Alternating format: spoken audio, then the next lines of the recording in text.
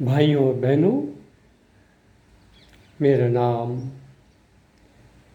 Doctor Arun Kumar Agarwal. मेरी उम्र 80 साल से अधिक। मैंने जर्मनी और अमेरिका में अनेक वर्षों तक शिक्षा प्राप्त की।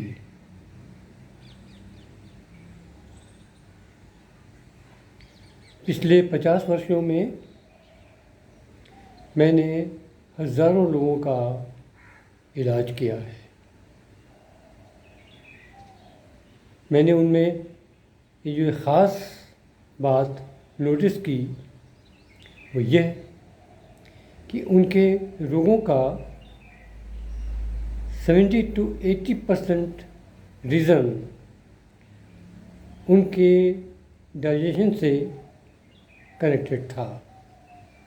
यानी उनके डाइजेशन में कुछ गड़बड़ होने की वजह से उनके रोगों में इतनी अधिकता पाई गई।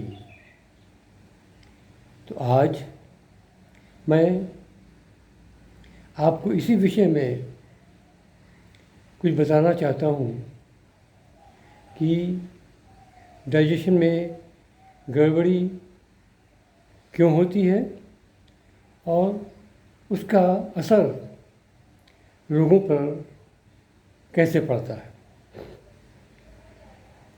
भाइयों बहनों, ये तो सच है कि आज का जीवन बहुत ही भाग दौड़ वाला है। लोगों के पास में समय ही नहीं है कि खाने को पूरा टाइम दे पाएँ। लोग जल्दी में खाना खाते हैं, खाने को कम चबाते हैं और ऐसे ही खाने को अंदर कर लेते हैं।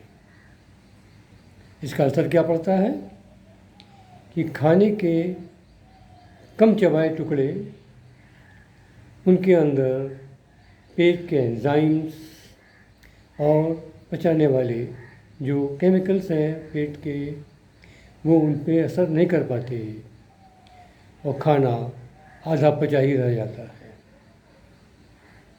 ऐसा आधा पचा खाना पेट से आगे बढ़ के आंतों में पहुंचता है। आंतों में बहुत प्रकार के बैक्टीरिया होते हैं जो आधे पचे खाने पर ग्रो करते हैं और बहुत प्रकार के हानिकारक टॉक्सिक केमिकल्स बनाते हैं। यही केमिकल्स आगे चल के बहुत प्रकार के रोगों को पैदा करते हैं और यही मुख्य कारण है मरीज़ों में रोगों की अधिकता।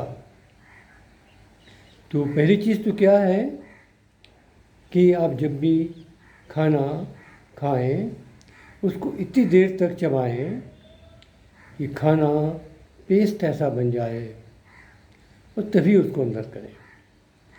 अगर ऐसा करेंगे तो समझ लीजिए कि आपके ज़्यादातर रोगों से आपको छुटकारा मिल गया है। एक दूसरा कारण भी है जिसकी वजह से डाइजेशन गड़बड़ हो जाता है। ये है कि आप एक बार खाना खाने के बाद 3 घंटे तक कुछ भी ना खाएं, क्योंकि पेट में खाने को पचाने के लिए कम से कम 3 घंटे की आवश्यकता पड़ती है। तो जब खाना पेट में 3 घंटे में पूरा पच जाए और वो पेट से आगे आंतों में आ जाए तभी दूसरी खेप, दूसरी डोज खाने की लें। और ऐसा करेंगे तो रोगों की शुरुआत नहीं हो पाएगी और आप रोगों से मुक्त रहेंगे। तो देखिए भाइयों बहनों, कितना आसान है। बगैर दवा के, बगैर किसी तकलीफ़ के आपको रोगों से मुक्ति मिल सकती है, वो भी सिर्फ अपनी खाने की आदतों को ठीक करके।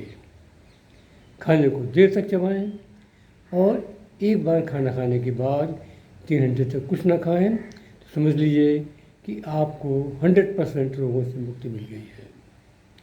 अब मुझे उम्मीद है कि आप इन चीज़ों का पालन करेंगे और रोगों से मुक्त रहेंगे। आप रोग मुक्त हों, स्वस्थ रहें, ये मेरी कामना है। नमस्कार।